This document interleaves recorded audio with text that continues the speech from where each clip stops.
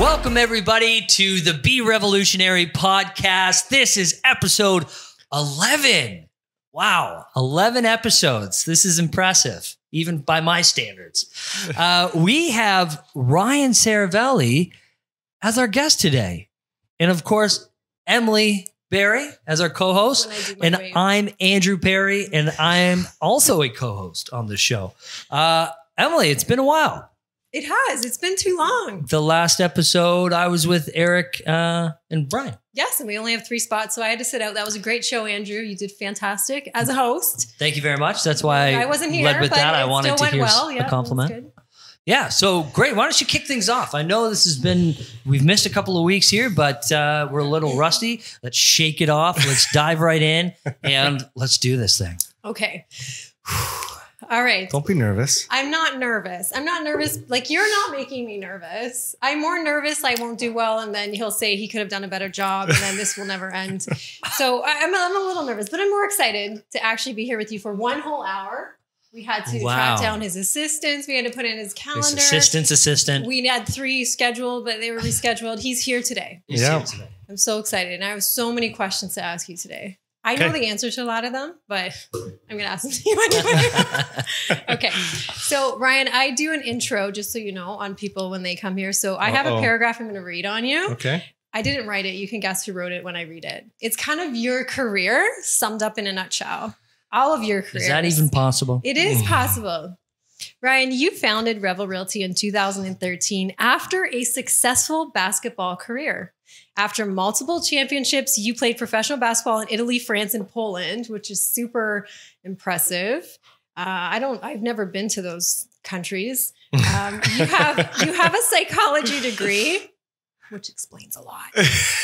I didn't know you had a psychology degree till I read that and put this intro together, and a master's in education. Really smart guy. Yeah. I can see why everyone likes you. And you won't go that far. Okay, let's continue. Professional sports background. Then you took all of that, you switched gears, left the high school you were teaching at, and went into real estate. Then after that, decided to take the epic challenge of opening up a brand new brokerage in the Niagara region. Super successful today. So that's everything in a nutshell. So I have a lot of questions today. Do you want to interrupt me? No, not at all. You just jumped right back in. I love it. Okay, I'm going to ask the first question just to get things going, Ryan. What made you switch gears from basketball in Europe to teaching?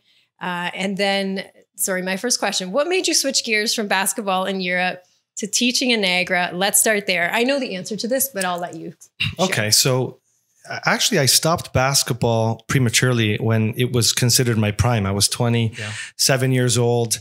I probably could have continued traveling Europe and playing in various countries.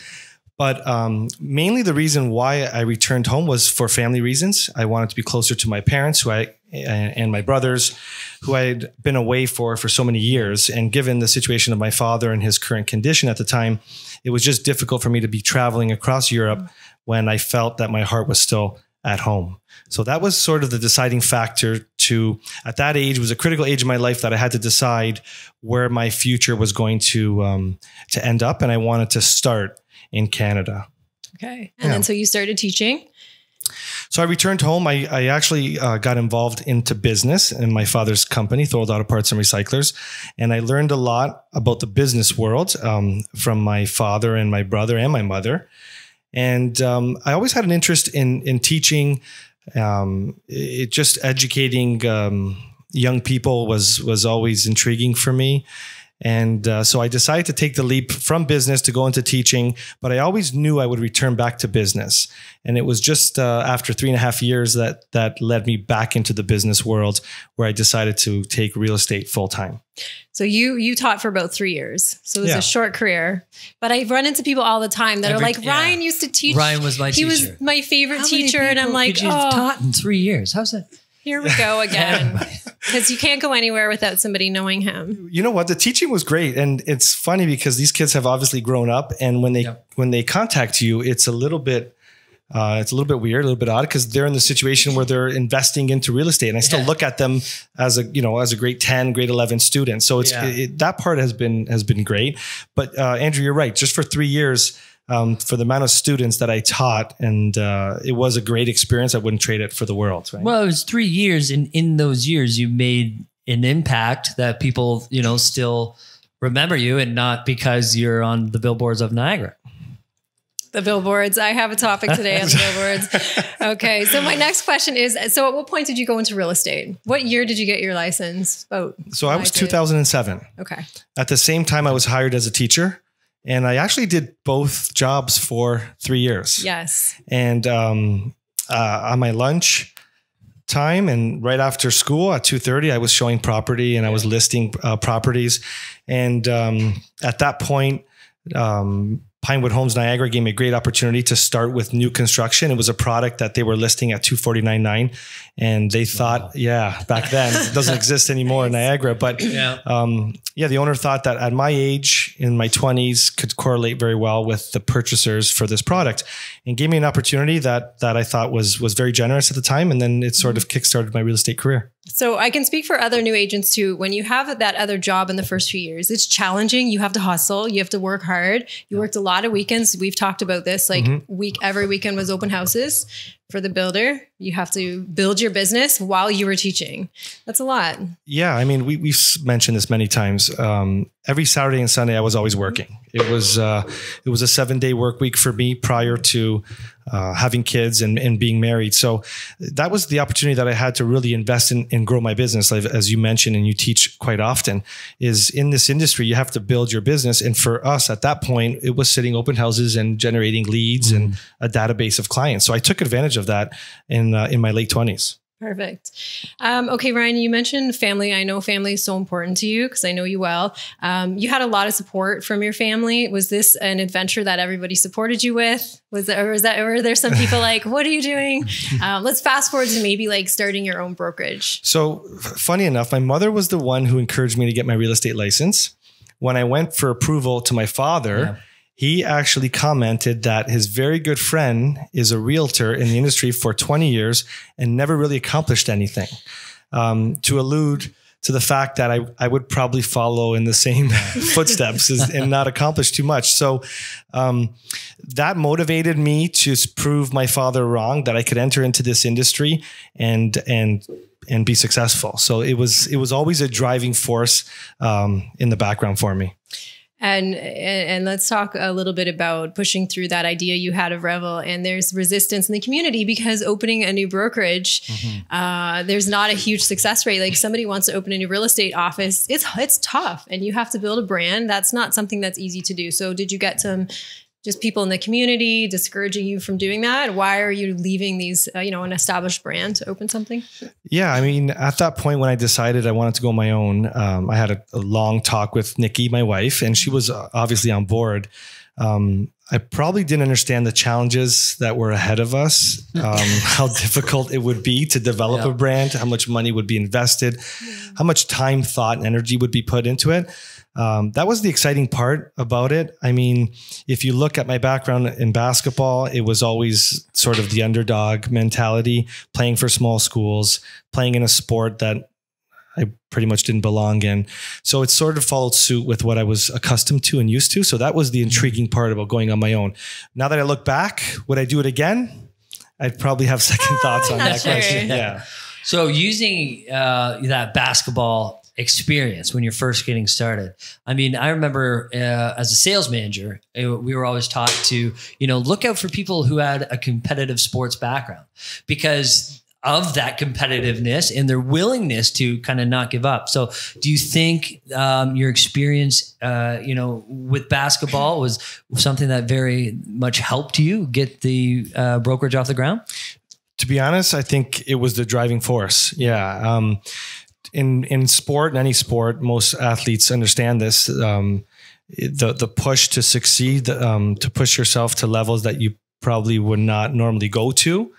The challenges, the competitive nature. I think our industry is very competitive, and some people falter and others fuel on it. I tend to fuel on it. I like that there's no ceiling heights. You can kind of push yourself to limits where there's not a top to it. So yeah, I think the sport background was a huge contributing factor to it for sure. I think, Ryan, and I've got to know you over the years, and you like a challenge. And I personally love when somebody tells me you probably shouldn't do that or you can't do something. And then I go ahead and I'm like, I'll show you, I'll do it. And I feel like there's a little bit of that with Revel. Okay, so how did you convince people to join in the beginning? What was your recruiting campaign? Did you because I remember when you were brand new, opened the doors, was there a sense of like, I'm going to grow this big, or I'm just going to see kind of who, is interested? Yeah. I mean, I didn't think we would be at this point this quickly. I mean, anytime you open a business, there's no standing still. And I knew I was going to push the company moving forward. How quickly, it was undetermined at that point. But you're right. I wanted to see the reaction of the community at first. And they were very receptive to it. They were receptive to the name, our marketing strategies, the culture that was being established.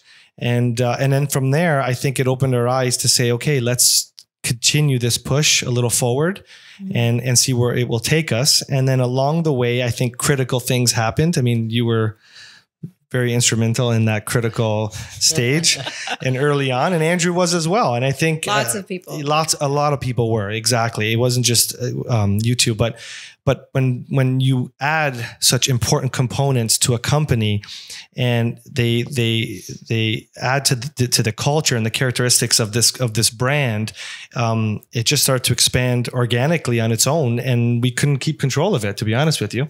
And just be sorry to cut you off, Emily. I know you got more questions. Who came up with the Revelette idea? Revelette? Yeah. Oh, I've got that in here. I don't know. We might argue on a couple things today. I don't know. I'm not sure. I got Revelette in here, but I want to go back to the billboards, because before you started your billboards, if I can comment, billboards were kind of boring. Real estate billboards, I don't remember seeing a lot of them. Then join the revolution. And I don't even know how many you did. You had them everywhere. How many did you do? Yeah, so we started off with Revel coming soon. Yeah. And the public didn't know what Revel was. So the billboard company was calling me, asking me if they were allowed to inform the public of what type of company we were. And we said no, it was part of our marketing strategy. So we had a time where it was Revel coming soon. And then just we took off the coming soon and said Revel Realty. And then we went into join the revolution. A lot of brainstorming, actually with my brother Dean and I over the phone late nights. And we thought join the revolution would be very catchy. And then we did a marketing campaign on billboards with join the revolution. And I think it actually worked, and it served as a good lure for the first fish, which was Emily Berry. I remember the billboard exactly. Driving down Thorlestone Road, seeing the billboard, and that was it. I was like, you know what? I've been seeing this board, and what's this revolution? And I want to join. And it was so silly. I'm thinking this marketing's working on me. Yeah. But you called one time. You had some really cool boards, and my favorite boards, Ryan, were the music boards. Yeah. You're going to do those again? Because those are fun. Yeah, that was during the Christmas holiday. Yeah, we did some. You and Nikki came up with those. Yeah, we did some like Beatles and. You say you want to join a revolution. And every what was it? Needs a revolution. Santa Claus is coming to town. We did like Santa Claus is coming to Glendale. Every generation needs a revolution. That was one of my favorites. Yeah, so we were always being creative in house, and that I think was really intriguing for the company, for everybody. It was different, right? It was different. It was innovative. Yeah, and at that point, I mean, it was very fresh. So let's talk about Nikki. So Nikki plays a huge role at Revel from the beginning. Huge. Tell us about Nikki's role, how it's changed and evolved. And can you comment on working with your spouse? The good, the amazing, and the challenges. So Nikki was huge in the development of Revel. She took care of everything on the back end, behind the scenes. She's been an organizer. Yeah, and she started as the deal secretary, and I can remember many nights, rolling over at 2 a.m. and then seeing the office lights still on, and her doing those deals. Self-taught on how to run the accounting department. Thank God she worked at a bank in the past when she was younger, so she had good experience with the financials. But she was huge in the development of the company, and for me to sort of bounce ideas off. She's very particular with her style and she's very creative. She comes up with good ideas. We would always run ideas, and Nikki would probably be the one to finalize. Yeah. So that was exciting. I mean, when we were on vacation, we'd be talking about it. We go for walks, we come up with different ideas. Yeah, so working with your spouse, your next question, I think it's great. We have different roles in the company. And so we're not really in front of each other quite often. That's what I say. People ask me about working with Joe, and I'm like, I'm not with him every second. It's very different what we do, and it's not like we're tagging along each other every day. But it's nice. I mean, I think at Revel, there's a lot of husband and wives. We have family-oriented teams. And it's a family business. I think it's nice, and it's a supportive environment for one another. So I think it's great, and Nikki has done a great job. She's awesome. And she's great at planning those parties, those big parties that we're going to have again soon. Yeah. Eventually we will have them again. We did have some great parties in the past. From Revel parties at the moment, especially this time of year. That's why I joined. I don't know what I'm going to do now. Andrew's out of here. Okay. The Johnny Rocco buffets. So very early on when I first joined Revel, I remember right away there was a frenzy of Friday fun or something. And I didn't know. I was like, what is this?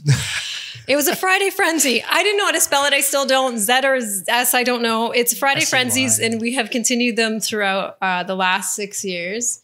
Even through lockdown, we had Friday frenzies over Zoom. A lot of fun. Ryan, what's your favorite Friday frenzy that you attended? Oh, wow. I think we've had a lot of great Friday frenzies. Did I stump him? Yeah, let me think back. Was it like the time you were so good at the axe throwing? Axe throwing was fun.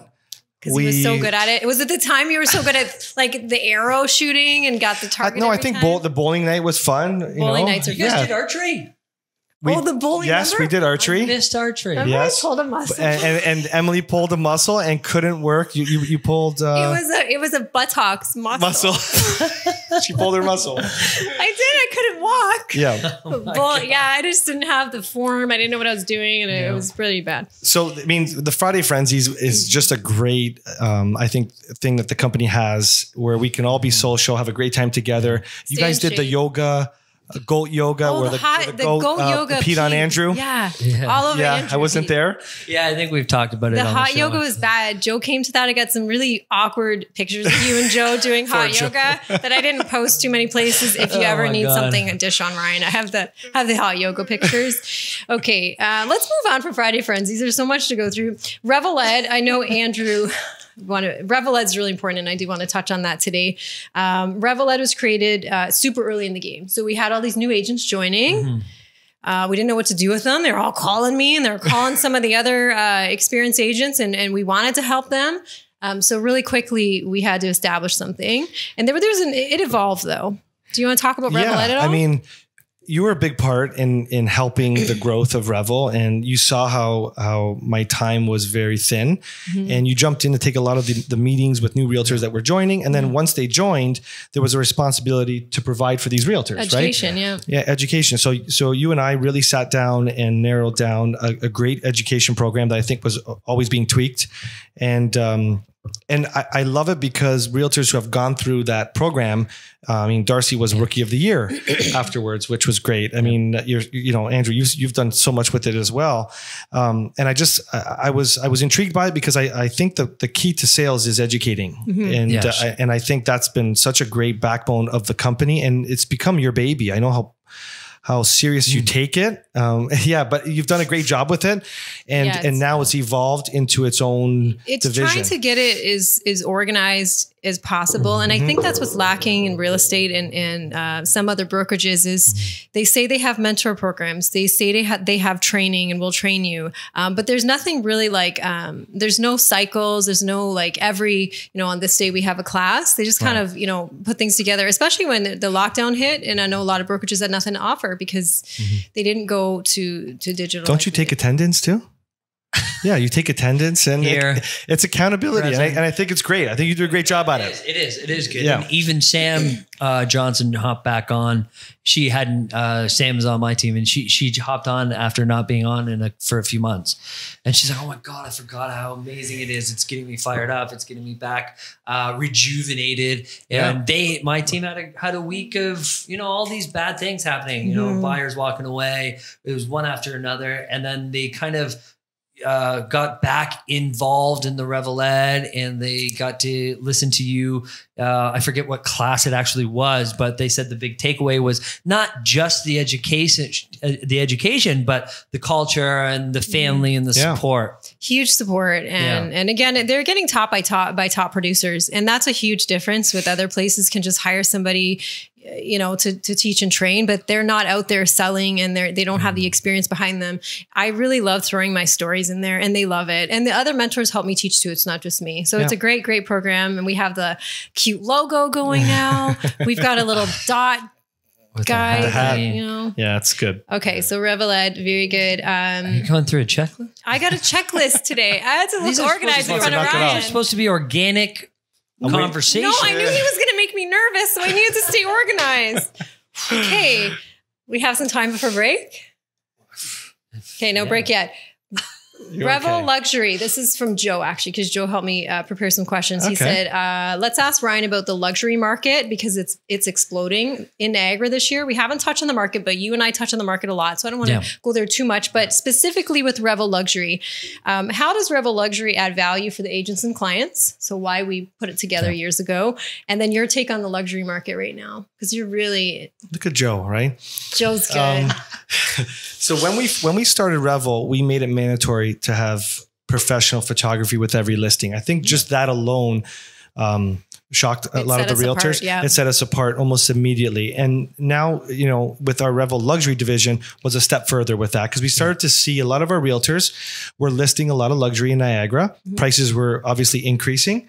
And you bring in realtors like Andrew Perrie coming in with luxury listings. And we developed, you know, the luxury division to sort of, I would say, mainstream some of the things that we were doing at the luxury components. And I love what we've created. I think a lot of the Niagara residents trust our marketing. They actually like what we're doing, how it's sort of outside the box a little bit, Andrew, right? Absolutely. And it gains, I think, great attention, exposure for the clients. And I think our package is second to none. And when it comes to professional photography and videography with professional write-ups, brochures and all the digital marketing. It was kind of the next step, really, because you had the brand established and we had this culture growing. We were getting recognized, and now we needed a platform for our agents to go and get listings over top of other people that were kind of the luxury people.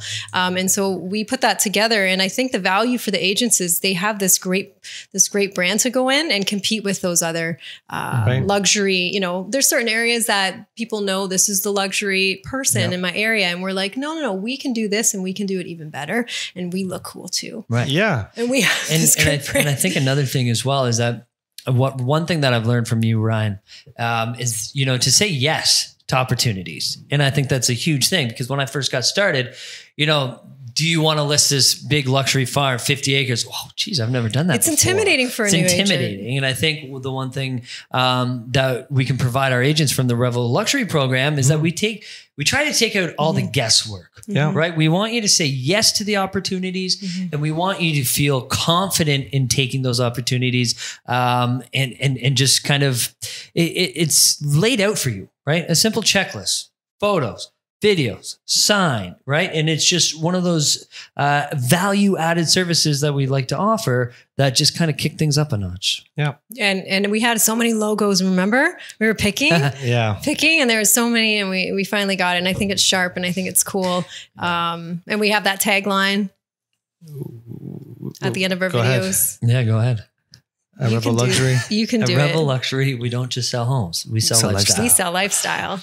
You know what? My first listing in 2007 was a $1.2 million listing in St. Catharines, close to where I live right now. That would be worth a lot right now. Yeah. And I said yes to it and I had no experience at all. Yeah. And I wasn't guided on how to approach the listing. I obviously didn't sell it. I tried everything, but you said it right, Andrew. I think providing this you know, this booklet of what it takes to sell luxury, a checklist of what it takes to sell luxury listing. We have great realtors that are always training through Revel Ed. And now you add this component of the luxury division and they become very equipped to be successful at that stage, right? Should probably mention too, like Joe's really helped with the quality, because that's very important to the luxury clients. Is anyone can do video right now. Everybody's doing video, but what's the quality going to be like? What's the length of the video? How are you going to stand out from the other agents that are coming in saying they're doing video, and to show them a product? So when agents come to me and they say, I'm going to price out a luxury listing, can you help me prep? I'll send them like 3 links of our stuff that Joe's done and showed them the quality, because we've tweaked it through the years and make sure the quality's on point. I think Joe has done an incredible job, because he comes with a critical eye, and he's always looking to improve the luxury division and separate that from a regular listing. And I think he's done a great job.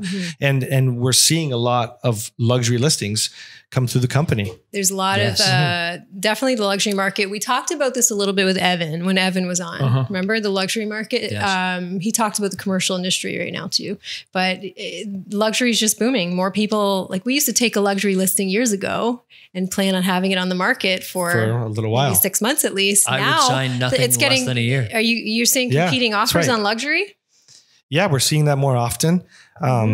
I mean, what is luxury now? I mean, the average sale price has gone up considerably. That's what people ask us. What's the number? And we don't have a number for luxury. It just has to. It could be $1 million teardown. And does that mean that it qualifies for a luxury package? Right. We've called luxury properties Niagara-on-the-Lake condominiums luxury because they're gorgeous and they're modern and they are luxury. Exactly. But you have something that's dated and needs gutting, and it's still going to sell for 1.5 because it's going to be worth $3 million when it's updated. Yeah. That's, so we do use the. It doesn't mean that we're not going to service them as far as we would any other client. But. Absolutely. You know what? I have a question for Andrew. Speaking about luxury, you've listed a lot of luxury in your career, and using Revel's luxury division, how has that supported you along the way with your listings? Because I've seen you sold quite a bit of luxury. I mean, especially in Niagara-on-the-Lake. He does. Yeah. Well, the biggest thing, especially when I'm going into a listing presentation, is this. Okay, because if you didn't know much about the different things that Joe does for these luxury packages, you would be going into a luxury presentation and be like, yeah, we've got HD photos. We do like a video. And then we do a feature sheet. And then they'd be like, okay, but how is that different? Yeah. So what the luxury Revel luxury package is it's a different kind of photos. It's magazine quality. They're hand blended. These photos are hand blended. Each photo. So Joe has taking about 5 photos per each scene, and you blend it all together, and each photo gets individually edited and prepared. And it's not cheap. And with the video, it's not just your standard. The same music everybody's heard, right? Yep. It's a story. There's a dialogue and content that's written by a professional author who writes all of our copy, right? So it's helped me a lot, and especially if I didn't have that checklist, I would be going in blind, and I essentially would not be able to explain myself properly. Awesome, guys. Well said. I've got so much more here. Do you want to break, or do you want me to keep going? Keep it going. Cameron's already reset everything, so let's keep Amazing. going. Okay, we're going to dive into the magazine. Here we go. We have a Revel magazine, and let me just tell you, I didn't think it was a good idea. I thought, Ryan, this idea, nobody has a Revel magazine. It's not going to go anywhere. Nobody has a Revel magazine. Or no brokerage has a magazine. And he was just like, no, I got this vision. It's going to be good. I'm just wait. And of course you're right. And I was wrong because that happens. And then he rubs it in my face. But let's talk about the magazine, because we started it. What year was it? Well, this will be year 5. Year 5. 5 years ago. It was the second year. Second year in. Did the magazine. It was, I have so much fun at the magazine. I'm sad this year about the launch party. I'm really upset. Still have a social distance party in the parking lot. Yeah, but potentially. I thought about reveal the magazine from the roof.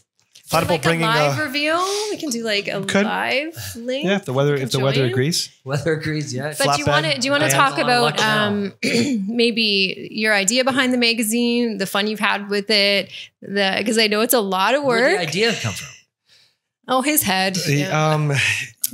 I think when I was in Europe, I remembered a situation. I picked up a very stylish magazine, and it had clothing in it. It had cars, it had travel, and then I saw a little glimpse of real estate. So I thought back, not not being a franchise company, that we could term this magazine and sort of own it ourselves. And we called it Revel Style Magazine, with an incredible launch party every single year, which is fantastic.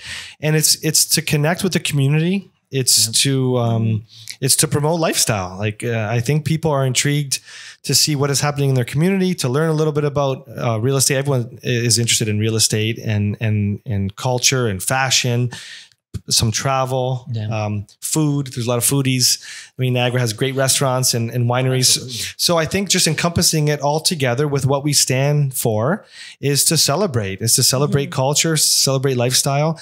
And that's what the whole premise of the magazine was. And honestly, we have so much fun with it. We do videos to launch the magazine. What Joe has done a great job. We have episodes and I act. Yeah, you actually act and direct. I direct. That's what that was called. Yeah. So the launch of the magazine, I missed a joke there and making fun of me. You launched the first edition at a year where Revel was really being recognized. Like we were in our second year. We were getting all these new people joining each month. I think the community and the other brokerages were looking at us like, what's happening over there? And then you launched this magazine that was a little risky. The cover was really nice. And I think it just said like, look, we're here. This is us. We're stylish. We're different. And we're comfortable in our own skin. Yeah. Absolutely. And whatever that skin is, we're going to be comfortable with it and we're going to do it together. And that was the message that we put out. And it was received. You're right. Well. It was very risky. It was received well. There was some conflict with it, I think, that we all received. And I think internally some people questioned it. And now they love it and they look forward to it. And we're just about to launch Revel Style Magazine issue 5. I don't know what the cover looks like. It's fantastic. Yeah. So it's going to be something very special. I usually pry it out of him, but I haven't seen him lately, so I can't pry it out of him because, so I'm excited to see the magazine. Yeah. I think I did a little feature. Yeah, I've got a little page in there. Yeah, I did a feature as well. You did a feature? Yeah. Very nice. We all do features in the magazine. But also, before you switch it up on me again. Yes. I don't know if many people know the story. I'm not trying to make this about me. But I'm going to. So a lot of people don't know, but when I first came to Revel. Yeah, I remember that. Nikki actually reached out to you. Yeah, invited me to the launch party, the magazine launch party. Oh, yeah? Yeah. And where was it? The Christmas party. See, there's so many parties, but I'm pretty sure it was a magazine launch party. And I was just so blown away. Not just by the magazine. It was amazing, by the way. There's girls tassels and there was all Brazilian dancers. That was impressive. Yeah. But yeah, that was pretty good. It was good, very stylish.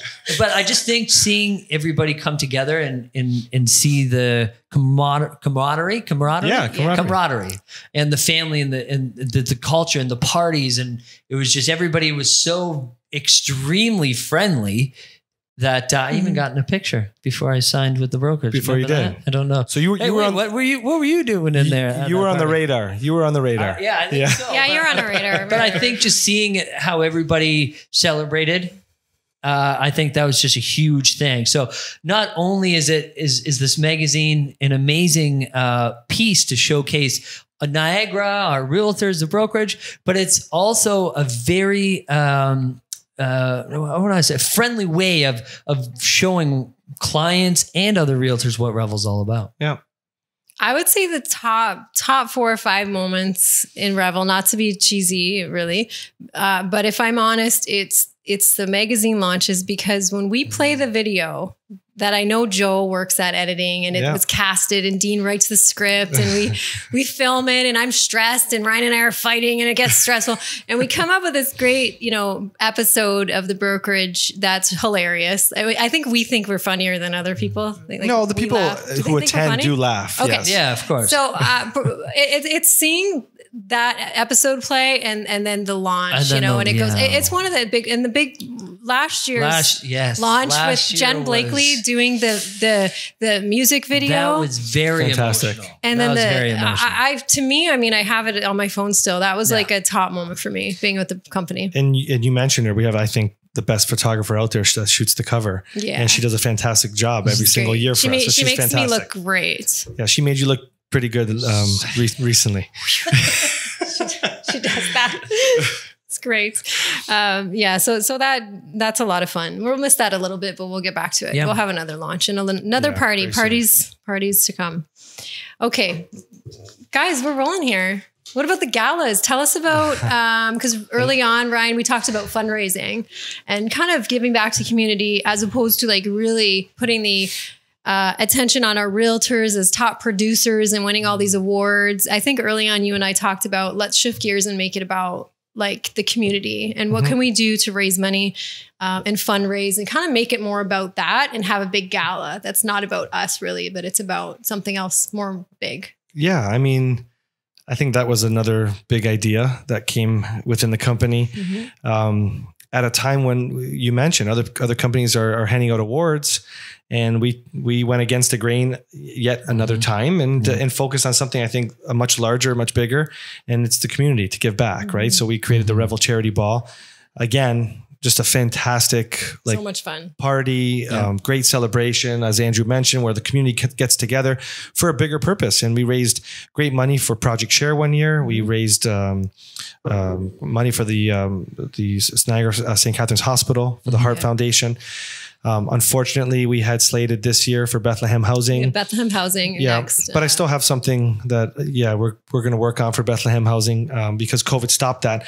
But again, it's something that we can take ownership of, and it's for something bigger and larger than being recognized for sales. It was something different. And I think the first one you threw was like, there was a lot of planning and like, is this like people going to come and is it going to be a thing? And it was sold out. Yeah. We had, the mayor's there. We had everybody. Yeah. And it was so much fun. And we were like, it was like very fancy and people were pulling up in limos and we're just sitting there like, what just happened?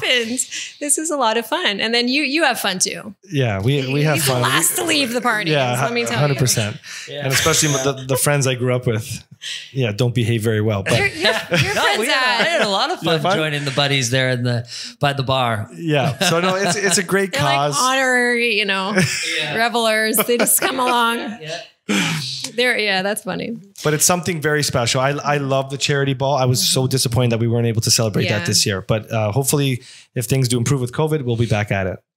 Amazing. Okay. Guys, let's talk about new construction because Revel's known for new construction. And you mentioned, Ryan, working for a builder right off the start. And I love hearing your early career stories because you're super successful today.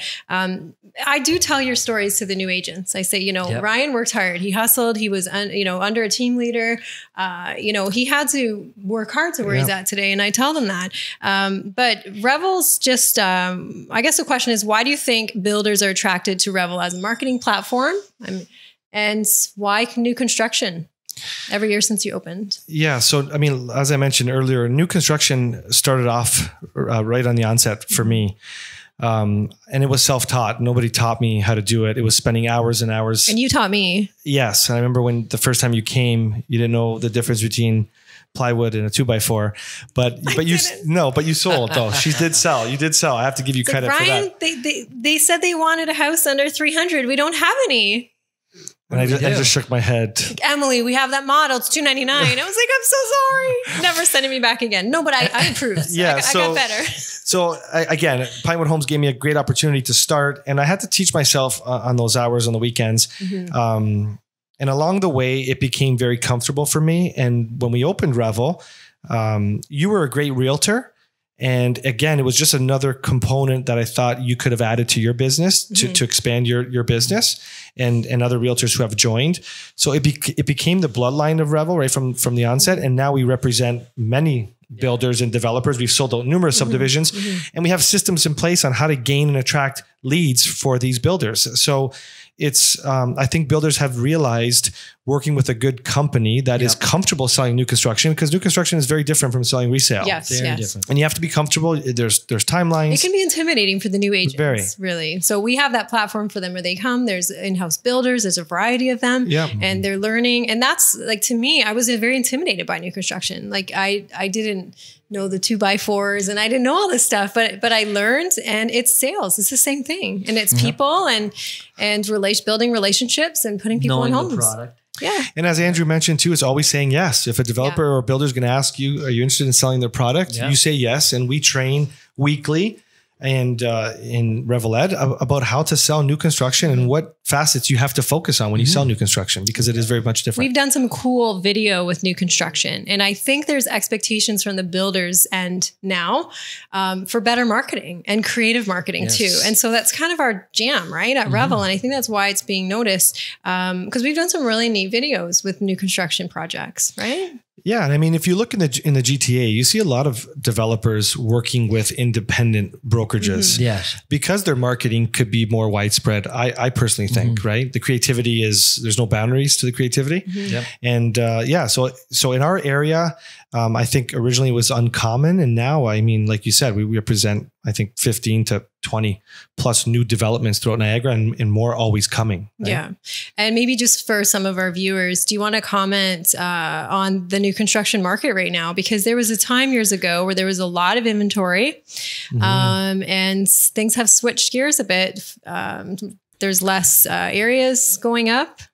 Yeah, I mean, it goes in waves, like you said. Sometimes there's slow periods, and other times there's hotter periods. I think we recently just experienced the hotter period in regards to new construction. But then you see things like COVID and the cost of lumber going up significantly, and perhaps a little bit of labor, and that changes the price points with new construction. And now sometimes the consumers look at the resale side of the market. So it does change, and it could alter. And I just think having the avenue of both resale and new construction for realtors at our company is very advantageous for their careers, whichever way it goes, right? Agreed. Yeah. And during the lockdown, there was a lot of people that didn't want to leave their houses and drive down here, but they still wanted to invest. So that was a way that they could just pick up the phone, view some floor plans, get a few conference meetings, and still invest in new construction, right? And still do so. Yeah, exactly. Okay. Very cool. So you did good with your new construction. You came on board with new construction, then you stopped after a while when you formed your team. Yeah, because they're a lot of work. You became very successful, and it is a lot of work, but you became very successful. And I got to train like all your 1 million new agents, you know? Yeah. On the way here, I had 3 calls. I got to help them out. And now so you were like Flash. Yeah, I know. I've got 2 meetings tomorrow. That's why I was late today. You do, yeah. But they call me, and I love it. That's what I love to do. See, it's funny because you got out of teaching, and my deep down, I always wanted to teach. So I got into real estate. And because I'm always like, here's Emily Berry's number. Go at Revel. We answer your call anytime, 11:59 p.m. Oh, sorry. And Emily Berry will answer your call right up until she goes to bed at 10 o'clock. Don't call past 10 o'clock. New agents, they know better. I'm in bed by 8, so I can't do much for you. But I wake up early, and I think they know. A lot of the new agents know I'm up super early, like 5, 6. So that's when they message me, and I email a lot of them. But so you're busy. Of course. I get busy, but you're busy. You're always the one. I can't say I'm busy in front of you because I know you're just epically more busy than me. So I can complain to others. I don't know. I would say at times I would agree. At this point in the game, I mean, I think I'm surrounded by fantastic people in various positions at the company. I mean, you're the director of Realtor Growth and Development. You take on a lot of responsibility. AP is, director of recruitment. He takes on a huge amount of responsibility, and he takes care of a lot of the social stuff. I remember when I was trying to get Andrew to come to Revel, and I was really impressed with his social marketing. And I'll never forget the time he dunked the basketball and that was the video for me. I'm like, I have to have a coffee with this boy. Yes, he rubbed it in the little kid's face. And I said, you know what? He needs to be at Revel for sure. And we had that talk, and he had mentioned about opportunity. He wanted to have more opportunities. And I think at Revel, we've established opportunities for various people, and they have contributed to making the company so special. And the two of you have done that very much so. And this is another example, doing such a great podcast. Yeah. Wow, this is a great lot. Podcast. So, I mean, I've got some other stuff here, but just on expansion, I don't want to talk too much, but how many offices do you have? So we have 10, we have 10 offices right now. I knew that. Yeah, we have 10 offices. Andrew would know that question more because he's I'm joking. I'm trying to be funny. 10 offices. And again, they recently What's the number of agents right now, guys? We've passed 170. Yeah. I think we're nearing 180. With the wash and everything, you're probably around the 180 mark. 180 mark. So how do you, Ryan, the question I had for you today is, how do you maintain the Revel look, the culture, the brands? Are you selective with head coaches? Do you want to talk about if somebody wanted to open a Revel today and they're watching this from a location where they think Revel would do well? What are first steps? I mean, it's critical when choosing a head coach for sure. Mm-hmm. In the past, when you look at the first out of region, Chris Costabile in Brantford, I think was an unbelievable candidate to do that and to lead the charge, lead the revolution outside of Niagara. He's done a fantastic job where he is. He's selling at a very high level. Mm-hmm. People are joining his office. He's a great leader. And it just sort of followed suit with the following head coaches that came along the way. I mean, now with Dylan and Ashley being in-house and expanding to Grimsby, Casey and Marge in Fort Erie are fantastic, and they're newly on board.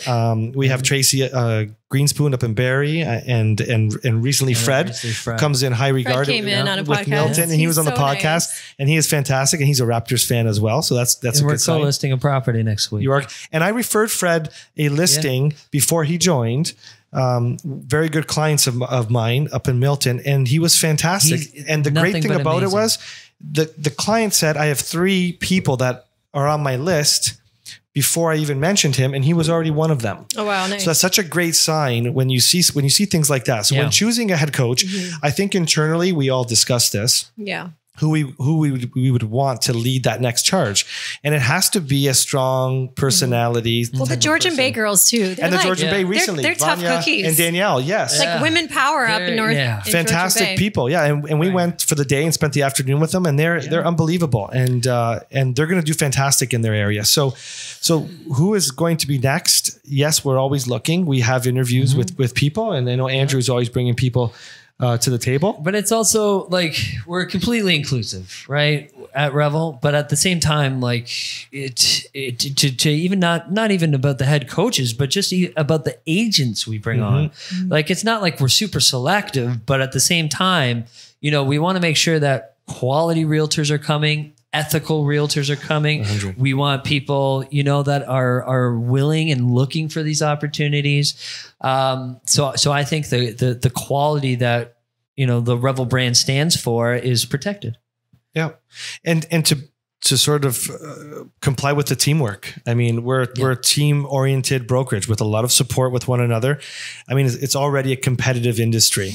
And I think just being supportive of one another, I mean, you've said that many times, Em, the more you seem to help other realtors, the more it comes back to you in a positive way. And I think that's always been the backbone of Revel from the onset.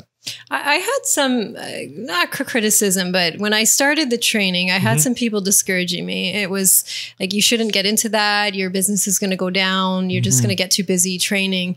And I wanted to do it. I wanted to help grow Revel, but I also wanted to teach. And my business has grown every year since. Like but you know what I do? I mean, a whole different podcast on leveraging, but like I grew a team around me to help me out. Me too. And I focus on what I'm good at and what I like to do. And that's list homes and train and teach with my kids and my family. I balance it out.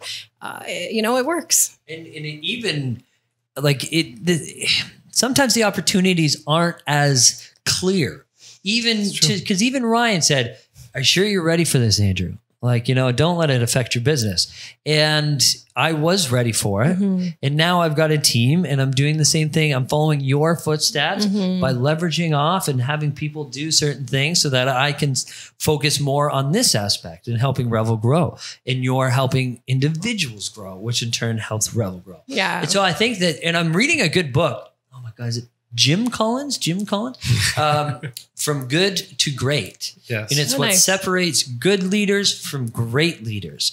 And so, like, example, Ryan could have outsourced all of the leadership roles. He could have outsourced all the managerial roles, but he didn't. He looked inside and he promoted from within. He was open for guys like me because I'm the type of guy that I'm kind of like you. I'm competitive. I don't take no for an answer. Ryan was like, I don't think we need this position. I'm like, yes, you do. Yes, you do. Yes, you do. Right. But I think, for obvious roles like Emily Perrie and, choosing people from within, and the head coaches are the same, Dylan and Ashley now and things like that. So not to like toot your horn, but that's what makes you a great leader. No, I appreciate that. I mean, I was always given advice from my parents to hang around with people that are better than you. And at first, when they said that to me, I was a little shocked. And but I understand that now. And I always try to surround myself with great people, motivated people, like you said, ethical people. Number one, that's number one. Caring people. And I think we've done that. And the success of Revel does not fall anywhere just on my plate. It's because of people like yourselves and our mentors and our staff and management and everybody that's involved has contributed to making this company such a special place. So I agree. Yeah, I'm very thankful. So beautiful. Very thankful. Ryan. Aren't you so glad I pushed you into doing video? Just wanted to get that out there. Yeah. Ryan was like, oh, I don't know. No one wants to see me on the videos. No, this was years ago before videos were big. We were trying to get everybody on the video bandwagon. And I remember the first couple of videos you did. You're like, no. And now you're like, look at me. I'm on the videos. So a lot of people ask me this question, Em. Gosh. What is Emily's loyalty to Revel? Some people have said, oh, you guys were very close friends growing up. You were so funny. And I said, no, we were never really friends growing up. No. We knew of each other. Maybe I said hi to you once. On the odd occasion. Yeah. But was somebody a bully? Yeah. That is a rumor, actually. People are like, oh, you went to school with Ryan. You guys used to hang out and you went to school together. And no. Never. No. So what has been your loyalty to the company? Ooh. This isn't my podcast. Yeah. Let's see. Let's hear. Oh, guys, I don't know. I mean, definitely I've had many phone calls. You know that because I tell you. I think it's just being a part of something different and not wanting to just be lured over by things that aren't important to me. I like being a part of something different. I like being, I like making a difference at the company. And I know I have to some extent, and I'm proud of that. And I don't know, the people, I'm very committed. So yeah, I get the phone calls and I just listen. And do you have fun? I have a lot of fun. Yeah, a lot of fun. Yeah. This year, there's a little less fun in person, but we have fun still. On the Zooms and the Google Meets. So the students all join. I get like probably 10 to 20 of them join lately. And I just loosen them up. I'm gonna have fun. Guys, I'm stuck in my house. Like the camp counselor. I'm gonna tell you some stories just to loosen you up. Yeah, it's fun. But they have a lot of fun and I think they appreciate the training. Yeah. But I don't know, the loyalty, I guess I love the company. I don't know. The billboards, Yeah, the billboards. It's that board. I can't get it. Join the revolution. I don't know. So let's end with the question here of... we're about on an hour now. Where do you see Revel in 5 years? Ryan Serravalle, where do you see Revel? Good question. I see us expanding not only provincially, but nationally. Yeah. So that is the goal. Is to push the company forward. Now we're on the move. I was always told from a great coach of mine, very successful individual, that there's no standing still in life. You're either moving forward or backwards. And we are definitely moving forward. So from this chair, the push is forward, and everybody along the way, I guess we're just gonna. So I got lots more support each other and work hard. Train a lot more. I might need an assistant under me, Ryan. There might be another. But I truly think we have something special. Yeah. I love what, like Andrew said, internally what we have, and the sky is the limit for us. And I want to share it and experience it with the entire team. That's amazing. Yeah. I love it. Well said. We'll end there. You wrap up. That you're better, Mr. Host. Okay. I'm just the co-host. All right. Well, Ryan Serravalle, thank you very much for joining us. You know what? It was a long-waited interview, but I think everybody's happy that it happened, and it was well worth it. Emily Perrie, thank you very much for co-hosting. I'm Andrew Perrie, and I'm the co-host. This interview has just been amazing. tune in on next week when we have, who do we have next week? Maybe, I don't know. Maybe it's just We you have and Ashley I. and Dillian, Ashley and Dylan from the Grimsby office. We're super excited to get to know them. And the office is opening very soon, right? So looks fantastic. Yeah. So it's perfect timing. So thank you very much, everybody. We're logging off.